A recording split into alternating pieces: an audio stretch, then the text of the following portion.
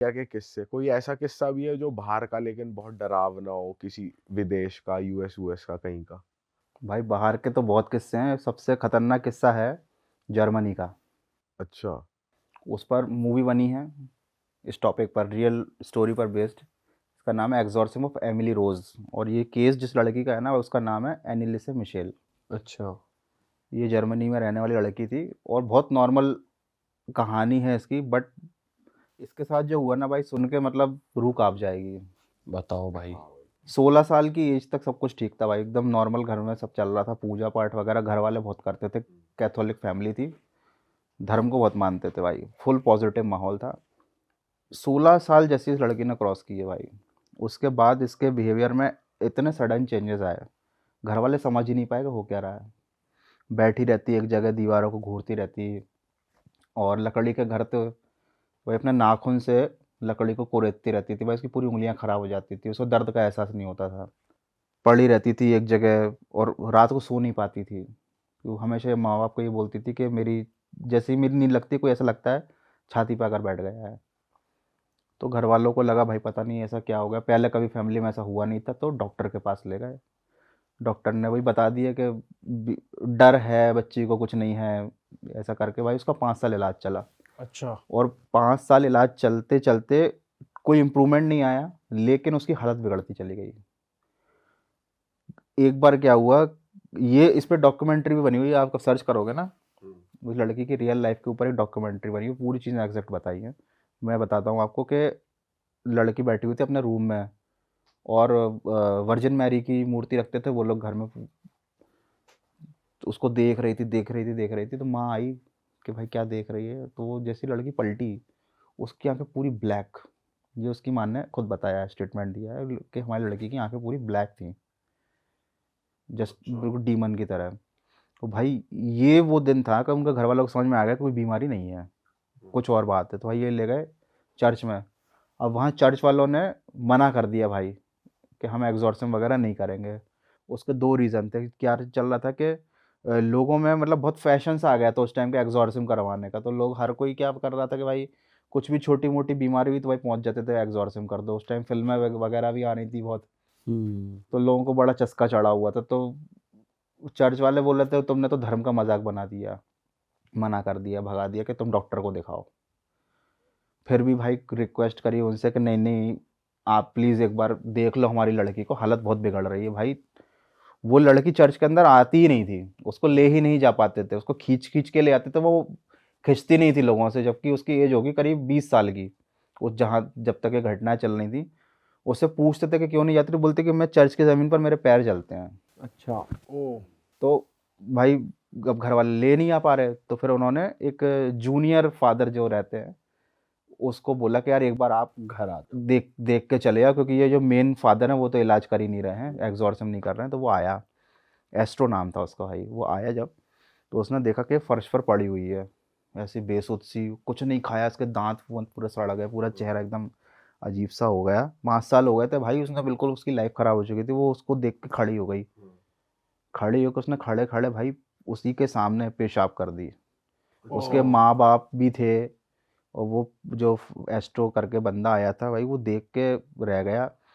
और उसके बाद उस लड़की ने क्या किया कि फर्श पे लेटी और अपना ही पेशाब पीने लग गया एस्ट्रो के सामने देख देख के। मतलब वो क्या आई बात कर रहे कांटेक्ट हो? एस्ट्रो से कर रही थी और पेशाब पी रही थी अपना। अब घर वालों की हिम्मत नहीं हुई भाई कि मतलब उसको पकड़ के वहां से हटा दे कि क्या चल रहा है, क्या हो रहा है। तो वो बंदा समझ गया भाई खतरनाक स्थिति है। फिर घर वालों से बात की कि ये सब क्या है। घर वालों ने बताया कि ये क्या करती है भाई, रात को घूमती है, इसने सोना बंद कर दिया है, मतलब ये बिल्कुल नहीं सोती है, इसकी हालत बिगड़ रही है। और कोई भी कीड़ा मकोड़ा मकड़ी छिपकली कुछ भी दिखता है घर में, वही पकड़ के जिंदा खा जाती है। अरे। मतलब यही खा के जिंदा है वो, उसने खाना पीना छोड़ दिया और वो बोलती है कि मतलब मेरे अंदर का शैतान मुझे खाने नहीं दे रहा।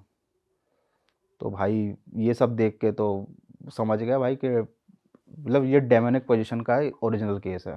फिर उसने बताया अपने सीनियर्स को, 2 लोग थे, वो लोग आए भाई। तो उन्होंने बोला कि एग्जॉर्सिज्म करना पड़ेगा, लेकिन हम पूरी चीज़ें रिकॉर्ड करेंगे, हम वीडियो भी बनाएंगे एग्जॉर्सिज्म के और ऑडियो भी रिकॉर्ड करेंगे, प्रूफ रहे हमारे पास। और इस बार मेन फादर आए जो चर्च मेन के फादर फादर आए हैं। थे भाई करने के लिए, क्योंकि ये छोटे मोटे के बस की बात नहीं थी ये जो चल रहा था। और वो जब उसका एग्ज़ॉर्सिज़म करने लगे तो उन्होंने स्टार्टिंग में भाई उसकी ऑडियो जो रिकॉर्ड करी थी वो आज भी अवेलेबल है। उस लड़की के अंदर से 6 लोग बोल रहे थे एक साथ। क्या बात कर रहे हो? अभी भी है, यूट्यूब पर आप सर्च। आपने सुनी है? हाँ, मैंने सुनी है ना। 6 लोग एक साथ बोला, 6 आत्माएँ थीं उसके अंदर। उसने बताया एग्ज़ॉर्सिज़म के दौरान कि हम आए हैं नरक से और इसको ले जाने के लिए आए हैं। 6 ने अपना नाम बताया और वो प्रॉपर ऑडियो रिकॉर्डिंग अवेलेबल है भाई सब जगह, ओरिजिनल। मतलब आदमी औरत जो भी है मिक्स हाँ, आवाज आ रही है मिक्स मुंह आवाज़, से। 6 लोग, 6 नाम के साथ कि हम ये हैं। चैलेंज था उसको फादर को कि भाई तुम कुछ नहीं कर सकते, लड़की तो जाएगी हमारे साथ, हम रोक के दिखा दो इसको। इसको दिखा दो। भाई इन लोगों ने पूरी जी जान लगा दी अपनी। लड़की की हालत हो गई खराब। आप समझो उस लड़की के करीब 3 साल तक एग्ज़ॉर्सिज़म चलते रहे। 67 बार इतिहास रहा है। कभी एक एग्ज़ॉर्सिज़म भी बहुत पेनफुल होता है। ऐसा नहीं होता कि बस लेटा के भाई झाड़ आप बता सकते हो कि क्रिश्चियन एग्जॉर्सिज्म में करते क्या है वो? होली वाटर डाल होली वाटर तो सबसे पहले डालते हैं, उसके अलावा ये लोग अपने मंत्रों वगैरह का उच्चारण करते हैं। इससे क्या होता है, अंदर की जो आत्मा होती है वो जिस शरीर में मौजूद है उसको पेन पहुंचाती है। ओके। जब जो फादर होते हैं वो जो आत्मा को आदेश देते हैं जीसस की तरफ से कि बाहर आओ, तो वो आत्मा शरीर नहीं छोड़ना चाहती, तो वो क्या करती है, जिस शरीर के अंदर मौजूद है उसको इतना पेन देती है, उसकी अंदर से बोन्स तोड़ती है, शरीर के ऐसे ऐसे मूवमेंट होते हैं ताकि जो घर वाले हैं उनका दिल पिघल जाए कि नहीं नहीं नहीं नहीं, रोक दो, हमारा ये जो है जो भी रिलेटिव है ये लड़की मर जाएगी। मतलब वो नियर डेथ एक्सपीरियंस होता है एक एग्जॉर्सिज्म। तो उस लड़की के साथ 67 बार एग्जॉर्सिज्म हुए, 67 बार। आज तक कभी किसी के साथ नहीं होंगे। मतलब हिस्ट्री रही है एग्जॉर्सिज्म की कि आज तक किसी भी इंसान ने 67 एग्जॉर्सिज्म नहीं झेल पाया है। जनरली क्या होता है, एग्जॉर्सिज्म की प्रोसेस इतनी पेनफुल होती है ना, वो जो भी आत्मा शरीर में रहती है वो इंसान को इतना तड़पाती है कि 2-3 एग्जॉर्सिज्म के बाद वो निपट जाता है। ये लड़की 67 एग्जॉर्सिज्म तक इसने संघर्ष किया, लड़ाई की, और एट लास्ट फिर इसके शब्द ये थे, शैतान इसको नहीं ले जा पाया। इसने खुद बोला फादर से कि अब मैं थक चुकी हूँ। क्योंकि क्या हुआ कि ये पूरे इस प्रोसेस के दौरान उसने खाना पीना बंद कर दिया था। उसका वजन 30 किलो रह गया था। अच्छा। मतलब 5-6 साल के बच्चे का वजन होता है 30 किलो, 28 से 30 किलो के आसपास। और वो अच्छी खासी अडल्ट लड़की थी, 21-22 साल तक आते आते उसका वजन 30 किलो रह गया था। वो हड्डियों का कंकाल बन चुकी थी। और मतलब पहले की बिफोर और आफ्टर की फोटो आप देखोगे ना, उसकी रियल फोटोज, आप यकीन नहीं कर पाओगे। कभी किसी के साथ ऐसा ना हो। और लाइव में ऐसा कुछ नहीं, जैसे आपने तो मूवी भी देखी और सब पूरी रिसर्च करी है, फादर वगैरह को जैसे हम मूवी में देखते हैं कि भाई उनको भी ठेस पहुंचती है, उनका भी नुकसान होता है, ऐसा भी कुछ हुआ है? उनकी जान को कभी कभी खतरा हो जाता है, क्योंकि भाई आप एक डेमोनिक एंटिटी से लड़ाई लड़ रहे हो किसी और के लिए। तो क्या होता है कि जब बात बिगड़ने लगती है तो क्या ये जो भी स्पिरिट रहती है वो कभी कभी फादर के ऊपर भी अटैक करने की कोशिश करती है। बट ये पॉसिबल इसलिए नहीं हो पाता क्योंकि अगेन वही पावरफुल ऑरा रहता है फादर्स का, क्योंकि वो रिचुअल्स वो वही लाइफस्टाइल फॉलो करते हैं अच्छी वाली। तो इतना वो पॉसिबल नहीं हो पाता। वो चर्च में ही रहते हैं भाई, और जो जिसके अंदर डेविल होता है वो चर्च में उसके पैर जलने लगते हैं। तो वो हमेशा गले में क्रॉस पहने रहते हैं, होली वाटर उनके हाथ में रहता है, तो वो इतने सॉफ्ट टारगेट नहीं होते। परेशान करने की कोशिश करती है, डराना, चीज़ें हिलाना, या फिर कुछ भी किसी घटना होना, ताकि सामने वाले का कॉन्फिडेंस थोड़ा सा डाउन हो। जहाँ आपका कॉन्फिडेंस डाउन होता है ना, आप वीक पड़ जाते हो। बट भाई मतलब ऐसा कुछ रिवील हुआ था या बताया था कि उसी बच्ची को क्यों टैप किया था उन्होंने? इसका कोई रीज़न या ऐसा कुछ वो पता नहीं चला है। जितनी भी स्टडीज़ हुई हैं, आर्टिकल्स इसके ऊपर है या जो भी डॉक्यूमेंट्री वगैरह है, कि आखिर क्यों यही लड़की टारगेट हुई थी। मतलब स्पेसिफिक टारगेट यही क्यों थी, क्योंकि 16 साल की एज तक तो सब कुछ ठीक था, और इनके घर का या इनके परिवार का भी ऐसा कोई बैकग्राउंड नहीं था जिसका ये जो 6 आत्माएं बता रहे थे इनसे कोई हाँ। रिलेशन हो। हम्म। ये एक रैंडम केस था, ठीक है। यहाँ पर इस केस के 2 पहलू हैं, है ना। एक तो अ, जो भुगतता है भाई वही जानता है। कोई भी बैठकर कमेंट्री नहीं कर सकता कि भाई ये सच में हुआ था कि नहीं हुआ था, क्योंकि जो सह रहा है, उस लड़की ने खाना पीना छोड़कर अपनी अपनी बॉडी खुद से छोड़ दी थी कि भाई लड़ाई में नहीं लड़ सकती, अब ख़त्म करो ये सब, और फिर फाइनली वो चली गई थी, है ना। तो यही एक पॉइंट और आता है इसमें, जब मैंने इसके बारे में पढ़ा था कि भाई उसका घर में इतना कट्टर धार्मिक माहौल था तो जहाँ धर्म की बात होती है ना, वहाँ पर ये सब चीज़ों की बात भी होती है कि भाई शैतान, डेविल, बुरी आत्माएँ, दोनों सिक्के के पहलू हैं, है ना? तो मुझे ऐसा लगता है कि उसके साथ तो जो हुआ था वो तो हुआ ही था, लेकिन मोस्ट ऑफ द एक्सॉर्सिज्म के केसेस में जब बच्चे के साथ बचपन से इस तरीके की बातें की जाती हैं कि भाई भूत भी होते हैं, डेविल भी होते हैं, आत्मा पॉजेस कर लेती हैं, एक्सॉर्सिज्म से ये चीज़ें दूर हो जाती हैं, तो कहीं न कहीं बच्चों का बहुत सॉफ्ट मन होता है, वो चीज़ को पे यकीन करने लग जाते हैं। ये चीज़ बहुत फ़ैसिनेटिंग होती हैं। यूट्यूब पर भी ये सब चीज़ें बच्चे ज़्यादा देखते हैं क्योंकि वो यकीन करना चाहते हैं, उन्हें मज़ा आता है। ये चीज़ कहीं न कहीं एक बैड इफ़ेक्ट डाल देती है। तो जो पेरेंट्स हैं, उनको ख़्याल रखना चाहिए कि भाई आप इन सब चीज़ों पर बिलीव करते हो या ना करते हो, बट बच्चों के सामने जब आप डिस्कशन करो, थोड़ा-सा पहले आप एक बार सोच लो कि उस बात का बच्चे के दिमाग पर क्या असर पड़ेगा, है ना? जो एनिलिसे का केस था, उसमें बचपन से ही उससे यही सब बातें होती थी, की जाती थी। अब एक्चुअली में उसके साथ डेमोनिक पोज़ीशन था या नहीं था, नहीं कह सकते, बट आज भी उसकी आवाज़ें रिकॉर्ड हैं, है ना? इस और केस में कह सकते हैं कि हो सकता है कि है, क्योंकि 6 लोगों की आवाज़ एक साथ निकलनी 6 लोगों की पॉसिबल है। आवाज़ें, और ऐसा भी नहीं था कि पहली बार में उसको फादर के पास ले गए थे, उसका 5 साल तक इलाज चला था, हाँ। है ना? उसकी आँखें काली हो जाना, घरवाले अपने ही बच्चे के बारे में झूठ क्यों बोलेंगे? और ऐसा भी नहीं था कि मतलब उस लड़की के साथ कुछ किया गया, उसने खुद से ही अपनी जान दे दी कि भाई अब ये लड़ाई मैं और नहीं लड़ सकती, है ना? और हर चीज़ उसने प्रॉपर बताई, बोल कर के भाई ये ऐसा-ऐसा है ना? पर ये बात तो सही कह रहे हो भाई आप कि घर वालों को ध्यान रखना चाहिए। आस-पास बच्चा है या नहीं, उसके अराउंड बात करनी है या नहीं करनी चाहिए। क्योंकि बच्चा हर चीज़ें कैच करता ही करता है, ऐसी चीज़ें। हम तो बचपन में आहट और ज़ी हॉरर शो देखकर ही यकीन करने लग जाते थे। अब हँसी आती है उनको देखकर, बट वो चीज़ें तब बुरा असर डालती थी, भाई उस टाइम तो डर लगता था भाई। जब वो शुरू होते थे शोज़ भाई वगैरह। आज भी डर लग जाए देख ले तो क्योंकि हम तो इतनी बातें करते हैं, कभी कभी तो सर हमारे पॉडकास्ट में ही ऐसी बात हो जाती है, तभी फट जाती है हमारी। तो जी ये इंसिडेंस है 2016 का। 2016 में मुझे एक क्लाइंट ने एक रेफरेंस किया, एक क्लाइंट को, हमारे अपने बहुत ही क्लोज़ रिलेटिव को उन्होंने मुझे रेफ़र किया, और वो यहाँ के नहीं थे, वो नाइजीरिया में रहते थे।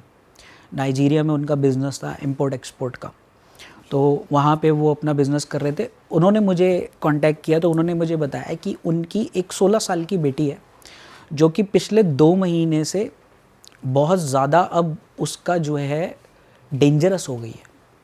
उन्होंने मुझे ये बताया था, डेंजरस हो गई, मैं बता रहा हूँ कि उनकी बेटी पहले जो है डिफरेंट बिहेव कर रही थी, लेकिन पास 2 महीने से बहुत ज़्यादा ही उसके ऊपर असर हमें नज़र आ रहा है, डिफरेंट सा।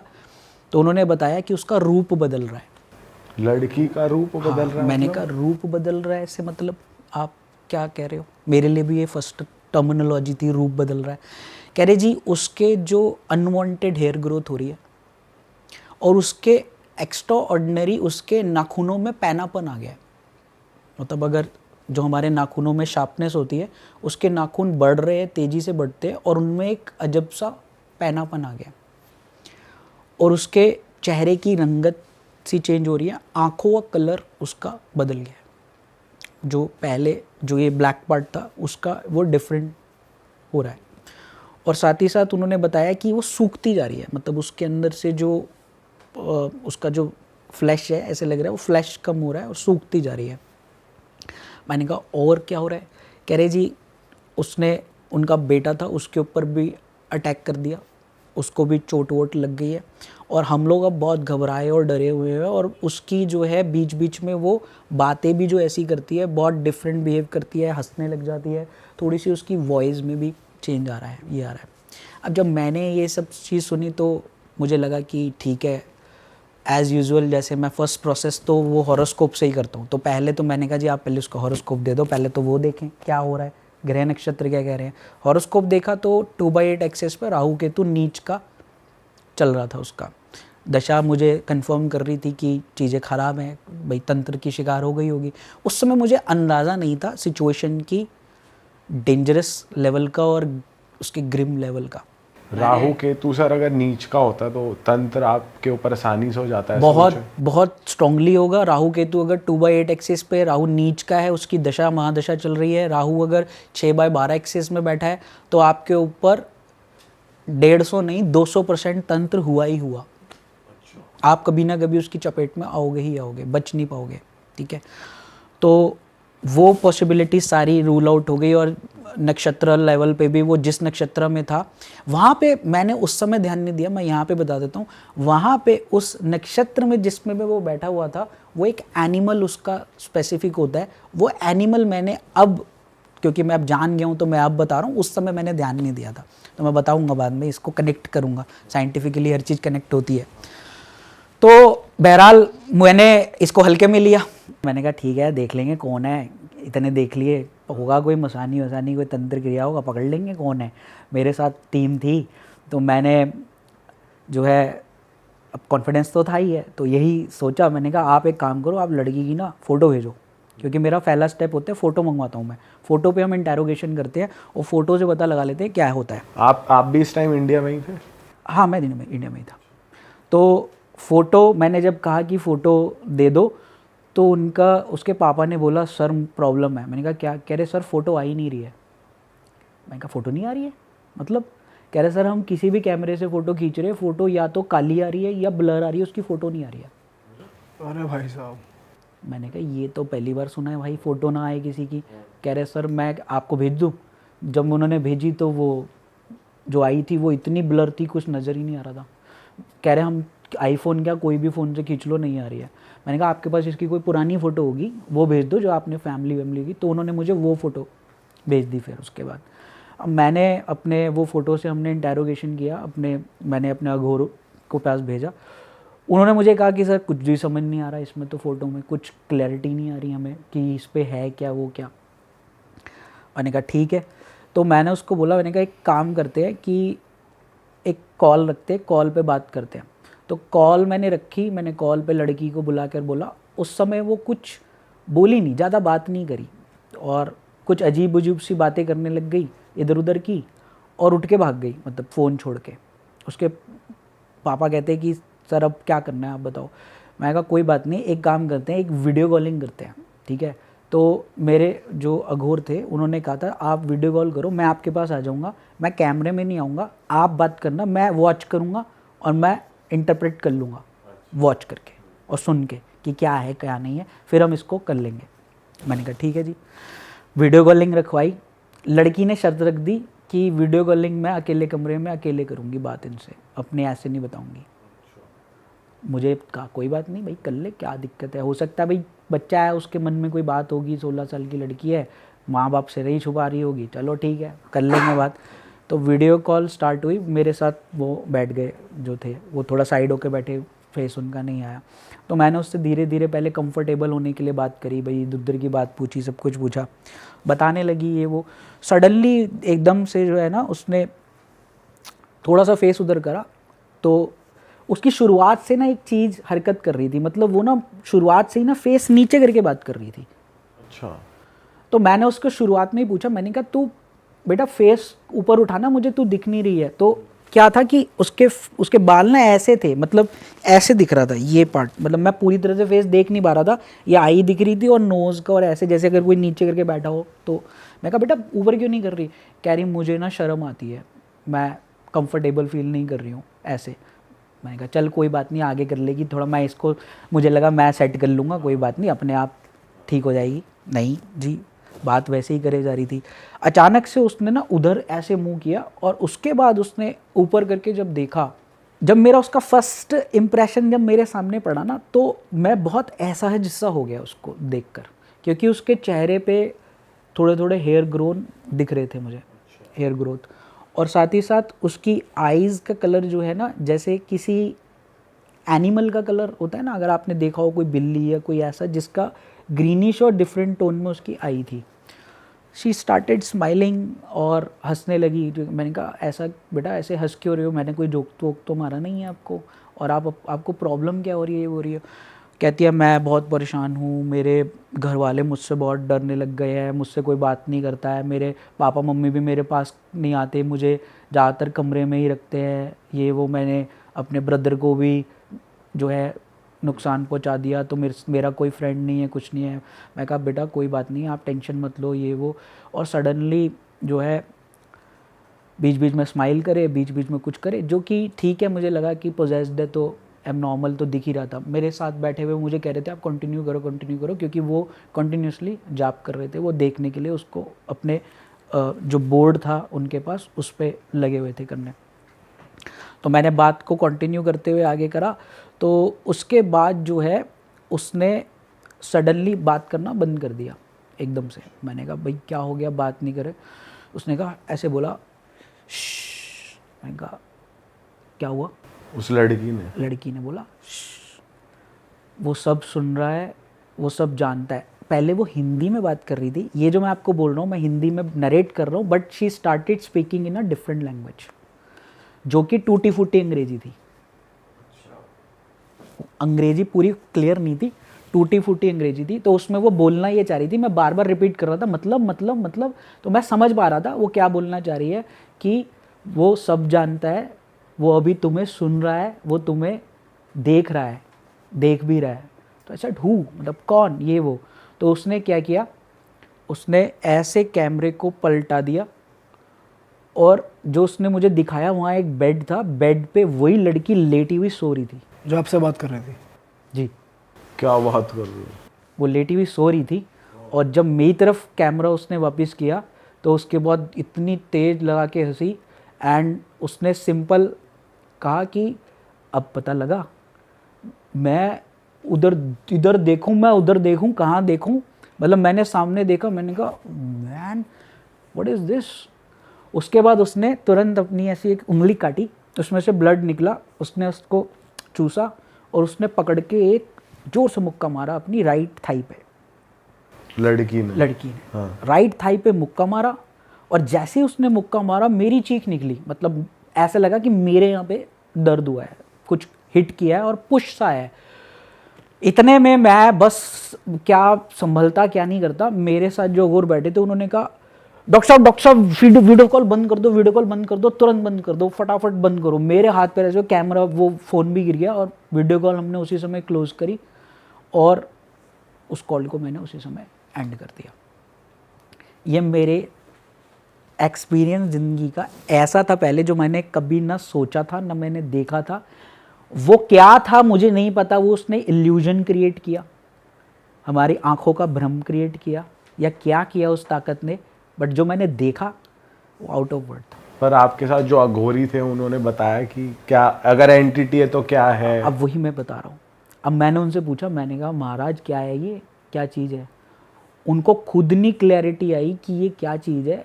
एंड ही सेड ये चीज़ तो मैंने पहली बार देखी है, मुझे नहीं समझ आ रहा ये क्या है।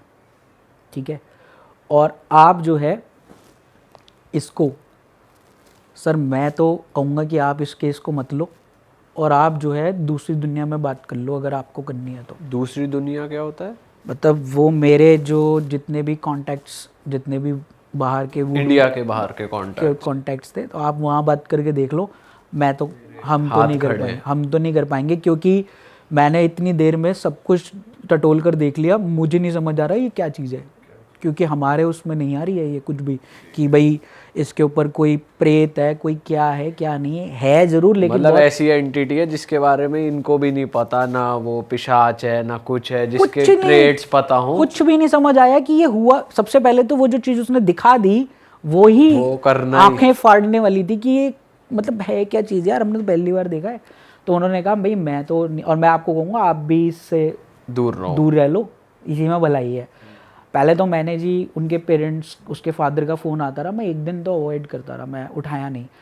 तो फिर जब मैंने कहा यार, अब वो लगातार जिन्होंने कहा था उन्होंने भी कहा कि आप एक बार बात तो करो क्या है। तो मैंने उनसे बात की, मैंने कहा जी ऐसे ऐसे है जी, मैंने उनको दिखाया बताया, ये कह रहे अब क्या करना है अरोड़ा जी, हमें तो आपका सबसे पहले आपका रेफरेंस मिला था कि मैंने एक केस उनके जो था ऐसा सॉल्व किया था जो बाकी लोगों ने मना कर दिया था कि नहीं हो पाएगा, तो हमारे अघोरों ने किया था। वो ऐसी तांत्रिक एक्टिविटी थी जो हमारे बंदों ने ठीक किया था। तो वो कह रहे थे कि भाई आप पे विश्वास बहुत है और पे तो हमें कुछ समझ नहीं आ रहा है, प्लीज़ हमारी हेल्प करो। देखो यार गिड़गिड़ाने लग गए, वो करने लग गए। अब मैंने कहा कि यार मेरे को भी थोड़ी सी जिज्ञासा तो होती है जब कोई ऐसी नई चीज़ देखो कि क्या है भाई ऐसा जो हमें नहीं पता।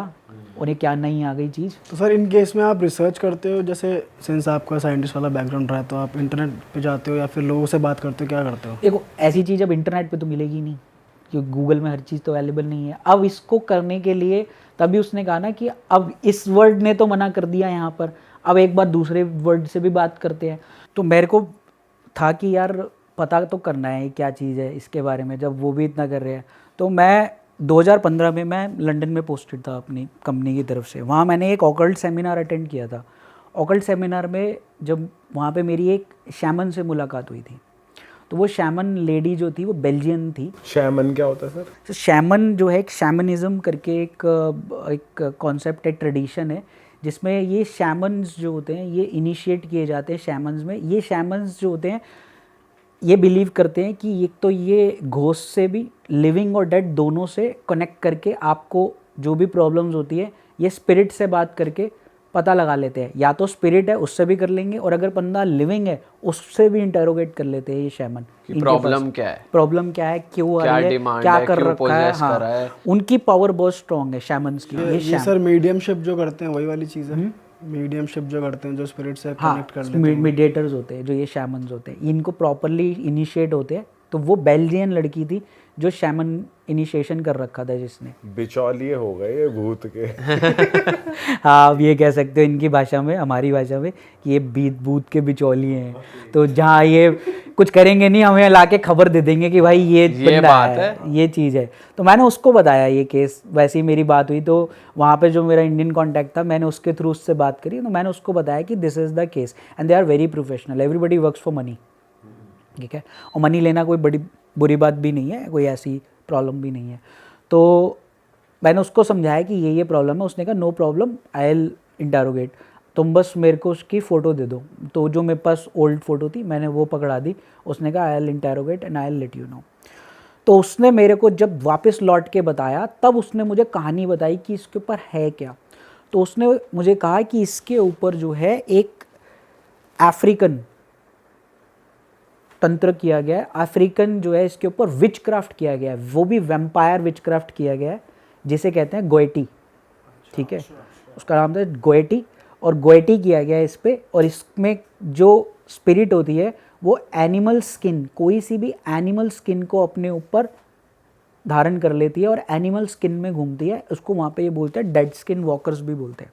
मतलब जैसे किसी एनिमल का टाइगर की तरह दिख गई या बिल्ली बन गई, छलावा कह सकते हैं। हाइना या कोई भी चीज़, जैसे इंडिया में छलावा होता है, कोई भी स्किन ले लेते हैं। तो वो स्किन अपने ऊपर ओढ़ के ये चीज़ जो है करती है। पर वैम्पायर क्यों बोला उसने? वैम्पायर इसलिए बोला कि वो जो थी उसके ऊपर एंटिटी, वो वैम्पायर कम्युनिटी की थी जो ब्लड सकर्स होते हैं। अच्छा। तो उसने मुझे बोला कि आप पता करो लड़की का ब्लड जो है वो सक हो रहा होगा। तो उसने मुझे जब ये सारी खबर की, उसने मुझे ये भी बताया कि ये जो करने इसको ये कहाँ से हुआ है, ये इन्हीं के किसी खास बंदे ने किया है जो इसके साथ उठता बैठता है। मैंने ये सारी इन्फॉर्मेशन कलेक्ट की।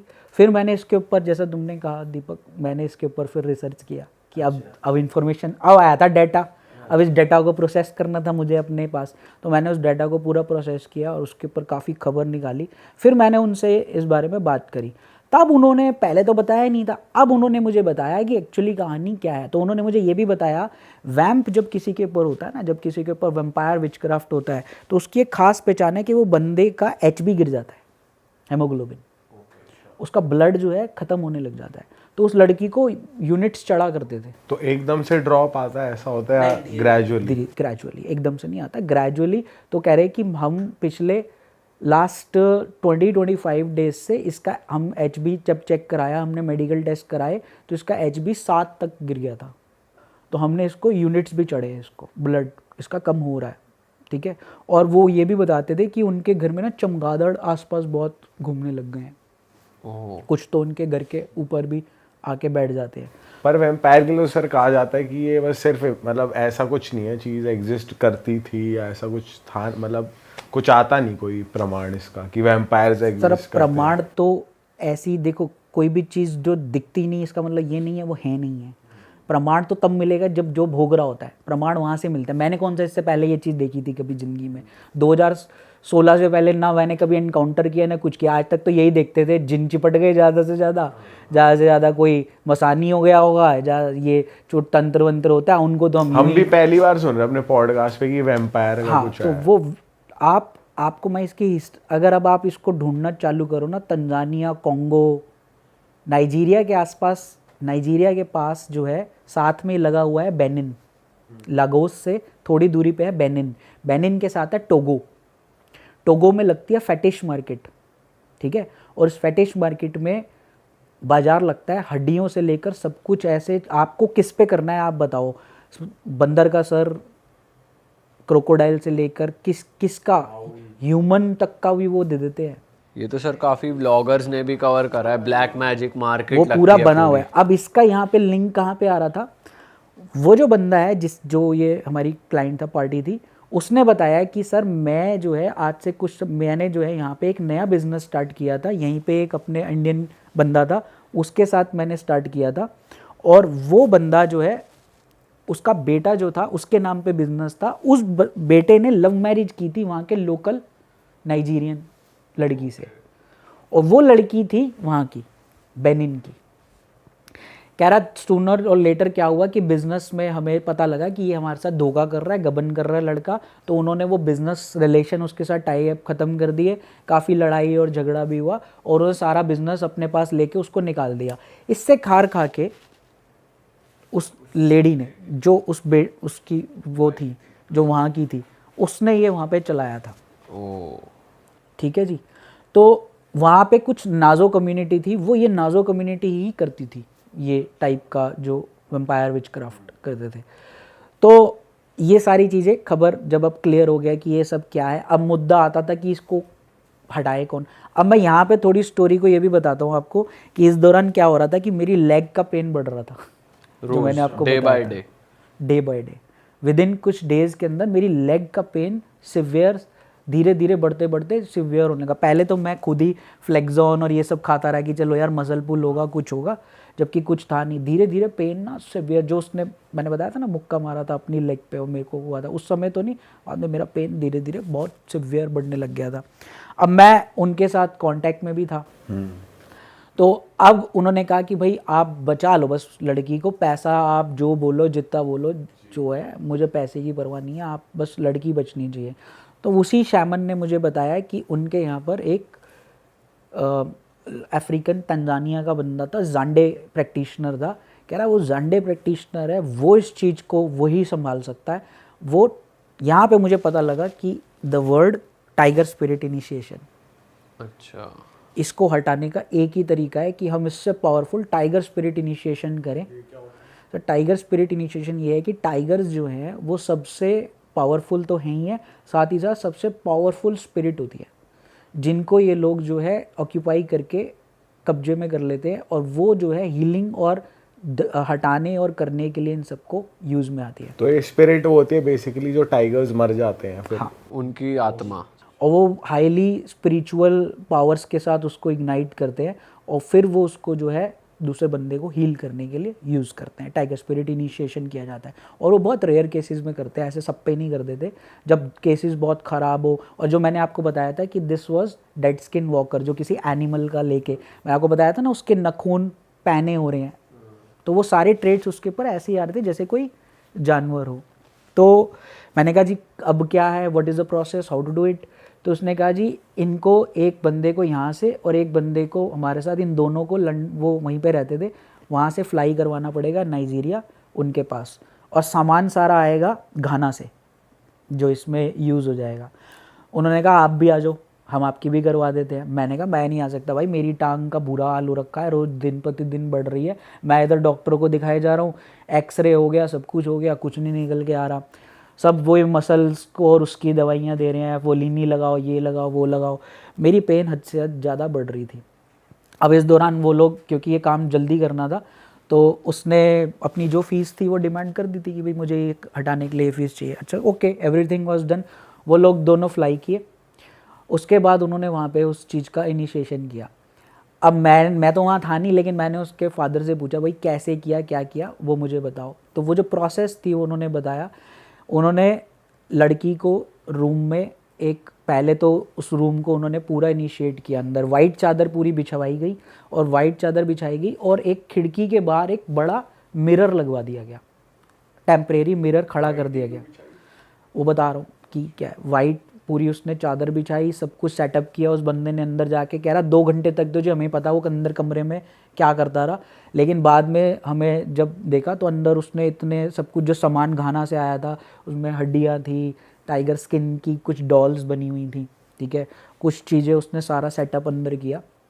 उसके बाद वो कहा कि इस लड़की को अब रूम में बंद करना है इस वाले, ठीक है, और चाहे ये चीखे, चाहे ये चिल्लाए, चाहे कुछ भी हो, अंदर नहीं जाना जब तक मैं ही नहीं बोल दूंगा, वो प्रैक्टिशनर ने। तो वो उस रूम के दहलीज के बाहर अपना सेटअप करके बैठ गया। वो उसके बाल उसने ले लिए थे थोड़े, और उसके पास जो टाइगर स्किन वाली डॉल थी उसने उसमें इम्बेड करके उसने सब कुछ कर दिया था। उसके बाद कह रहा है जी हम लोग साथ बैठ गए रूम में, उस लड़की को किसी तरीके से उसने उसको मंत्रों से थोड़ा सिड्यूस करके अंदर बिठा दिया था। एक आसन भी लगाया गया, दूसरी तरफ मांस का, मीट का भोग भी रखा गया, क्योंकि टाइगर स्पिरिट इनिशिएशन था, टाइगर का ऑफरिंग्स भी देनी थी, कुछ ऑफरिंग्स बाहर रखी हुई थी। कह रहा है जी उसने अंदर रूम में बंद करने के बाद उसने अलग अलग तरीके से पहले थोड़ा सा डांस डूंस सा किया, अफ्रीकन डांस कुछ टाइप सा किया इनिशिएट करने को, अपने साथ कुछ ढोल शोल सा ला रखा था, वो बजाया बुझाया, ये सब किया। जैसे हमारे यहाँ नगाड़े और शंख टाइप्स बजते हैं, तो वो अपनी इनिशिएशन करी। कह रहा उसके बाद उसने कुछ इनिशिएशन उस पर डॉल पे किया, वो किया। कह रहा उसके बाद एकदम चीखें स्टार्ट हो गई अंदर लड़की की हमारे। तो वो लड़की जो है वो चीख रही थी टूटी फूटी अंग्रेजी में ही, वो वैसे नॉर्मली इंडियन थे तो वो टूटी फूटी अंग्रेजी बोल रही थी और जो से चीख रही थी। कह रहा हमें कुछ नहीं, बस ज़्यादा थोड़ी सी रोर, ऐसा कोई रोर, टाइगर रोर टाइप नहीं होता, वो रोर सुनाई दिया। इट वॉज जस्ट, वो जो चीखें हुई थी वो मात्र 10 से 15 मिनट के अंदर चीखें बंद हो गई, और उसके बाद एकदम से खिड़की तोड़ते हुए और शीशा तोड़ते हुए कुछ निकला और सब कुछ चकनाचूर हो गया। शीशा टूट गया? हाँ, और ये इसीलिए लगाया गया था, दिस वॉज टू प्रूव कि चीज़ जो है वो निकल चुकी है। यही एक तरीका था उस चीज़ को करने का। कह रहा उसके बाद उसने वो भी काम डाउन हुआ, जो बाहर बैठा हुआ था उसने थोड़ा सा करने के बाद कह रहा फिर हमारी बेटी बाहर आई, बेटी को बाहर निकाला। कह रहा वो थोड़ा सा अनकॉन्शियस टाइप सी थी, लेकिन उस थोड़े टाइम बाद वो नॉर्मल हुई, तो उस बिल्कुल ठीक, तब वो फील भी कर रही थी। लड़की ने बात भी अच्छे से करी, जो पहले प्रॉपर बात नहीं कर रही थी। उसने उसके ऊपर से थोड़ा झाड़ा वाड़ा किया, सब कुछ किया, और उसने उसको बताया कि भाई अब आपको जो है इस तरह से करना है। कह रहा अंदर जाके जब रूम में देखा तो वो वाइट शीट पे पॉज के निशान थे। ओह, वो इसलिए बिछाई गई थी टू प्रूव एवरीथिंग कि थिंग्स जो है वो आती हैं, उनके कदमों के निशान, वो टाइगर पॉज थे उसके ऊपर। टाइगर ने बचाया लड़की। मतलब खाना वाना सब, वो जो ऑफरिंग्स थी, वो मांस के टुकड़े थोड़े फिनिश थे, थोड़े इधर उधर पड़े थे, सब कुछ था। और अंदर जो है वो सारी चीज़ें जो है काफ़ी अंदर बिखरी बुखरी हुई थी, और बाद में वो लड़की ठीक हो गई बिल्कुल। This is how we saved it. अब वो बच गई इधर, और मेरे यहाँ पे जो पेन था वो इतना सिवियर हो रखा था। लेकिन उसके बाद जो डॉक्टर को समझ नहीं आ रहा था, तो मेरे को डॉक्टर ने बोल दिया था कि भाई ऐसा है, अब तो एमआरआई तेरी करनी पड़ेगी, एमआरआई से ही पता लगेगा, ऐसे तो अब हमें तो समझ नहीं आ रही, क्योंकि एक्सरे तो क्लीन आ रहा और तू पेन। दर्द भी बढ़ रहा था दिन भर दिन, दर्द बढ़े जा रहा था। लेकिन जैसे ही वो वहाँ पे हुई ना, तो मेरे को माइंड में आया कि एमआरआई कराने से पहले एक बार अपना डॉक्टर बदल कर देखता हूँ। दूसरे डॉक्टर को किसी ने बोला, मैंने वहाँ पे डॉक्टर को दिखाया, उसने मुझे, अब पहले इतने डॉक्टर को दिखा रहे थे, कोई और कह सकता था, उसके माइंड में क्या आया, उसने बोला भाई आप एक काम करो, फटाफट अल्ट्रासाउंड कराओ अपनी लेग का। तो मेरी लेग का अल्ट्रासाउंड जब हुआ तो उसमें पता लगा कि मेरे थाई बोन और उसके बीच में एक पस का इतना बड़ा पॉकेट बन गया, जिसमें एटलीस्ट उस समय जो पस आ रही थी वो आ रही थी 120 to 30 ml, जो अल्ट्रासाउंड में आ रही थी। और जब कोई ऐसी क्रिया या जब चीज़ कोई होती है, जब वो हटती है, तो वो इसी टाइप का अंदर सड़न कहते हैं ना उसको, वो गला सड़ा देती है अंदर। तो वो पस बहुत बुरी तरह से अंदर थी। कह रहा है ये हुआ कैसे, आपकी तो कोई इंजरी भी नहीं है, और कह रहा आपको तो फीवर भी नहीं आ रहा, हम हैरान है, इतनी ज़्यादा पस में तो बॉडी में फैल जाता है पूरा, आपको बुखार उखार सब होता है, मेरे को कोई भी बुखार उखार नहीं था, बस वो जो दर्द और ऐठन और ये सब हो रही थी, तो लोग उस समय 2016 में चिकनगुनिया चल रहा था, तो सब यही कह रहे थे तुझे चिकनगुनिया हो गया, चिकनगुनिया हो गया। बट सुनो वो इट वॉज डिटेक्टेड, उन्होंने कहा इंजेक्शन लगाते हैं, इंजेक्शन देखते हुए आपको इंजेक्शन से अगर सूख गया तो सूख गया। इंजेक्शन मेरे लगे, कोई आराम नहीं आया, बढ़ के 200 ml हो गई। तो खड़े खड़े कहा कि तुरंत ऑपरेशन करना पड़ेगा आपका, हैंड टू हैंड। मैक्स में मैं दाखिल हुआ, मैक्स में मेरा ऑपरेशन हुआ टांग का। और जब चीरा लगाया गया तो अंदर डॉक्टर जो सर्जन था, मैं क्योंकि हाफ बॉडी सुन था, मतलब मैं होश में था, मेरी नीचे की बॉडी सुन करी गई थी, तो उसके अंदर से मेरा सारा का सारा अंदर का सारे टिश्यूज़ ख़त्म हो चुके थे, सारे के सारे टिश्यूज़ काट के बाहर निकाले गए और वो मेरा वाउंड खुला छोड़ा गया कि इन्फेक्शन, उनको डॉक्टर्स को था कि ये दोबारा रिएक्कर हो जाएगा, हम सिल नहीं सकते, तो उन्होंने मेरे को खुला छोड़ दिया। रोज़ ड्रेसिंग होगी। नेक्स्ट डे जब मैंने खोलकर ड्रेसिंग के लिए मेरी रूम हुई तो मैं देख के हैरान था, उसमें इतना था अंदर गहरा कि मेरी थाई बोन दिख रही थी और ऐसे खुला पड़ा था पूरा, इतना बड़ा पीस जो ऐसे पूरी टांग खुली पड़ी थी, मेरे को तो देख के ही चक्कर आ गया। और उसके अंदर 4 गॉज तो यूं ही घुस जाती थी, पूरी की पूरी 4 गॉज नीचे तक ऐसे होके पैकिंग होती थी उसकी पूरी। दिस वाज, और डॉक्टर मुझे ये कह रहा था कि आप बच गए, वरना ये लेग एम्पूटेट हमें करनी पड़ सकती थी। और बस ये कमाल यही हुआ कि मैं यहाँ पे जो थोड़ा मंत्रों की मेरी ताकत थी, और मेरा जुपिटर बहुत स्ट्रॉन्ग था मेरे चार्ट में, जुपिटर और मार्स। मैं पहले भी बचा था, जब मैं लास्ट पॉडकास्ट में बताया था, मैं इस बार भी बचा था इस इंसिडेंट्स के बाद। और फिर ऑपरेशन होने के बाद मेरे अब यहाँ पे सेंसेशंस नहीं है, क्योंकि वो हिस्सा कट गया, वो नर्व्स नहीं है, तो मेरे इस हिस्से में सेंसेशंस नहीं है जैसे यहाँ पे। और नर्व ऐसे जैसे चिरमिराहट सी होती रहती है, जब वायरिंग कटी हो ना, तो वो वाला एहसास होता है। लेकिन उस चीज़ के बाद मेरी रिकवरी बड़ी फास्ट हुई थी। अरे वाह, आपने ये वीडियो यहाँ तक देख ली भाई, तुमने हमारी मेहनत सफल कर दिया, तुम ही लोग हो असली रियल हिट।